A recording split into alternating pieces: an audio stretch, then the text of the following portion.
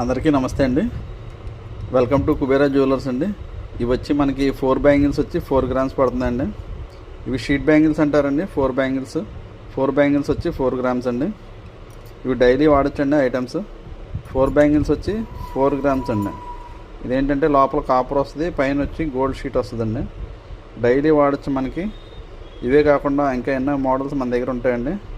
మీ order మీద తయారు చేస్తాం. అదే కాకుండా light weight pure gold jewellery 2-3 grams నుంచి మన దగ్గర తయారవుతాయండి.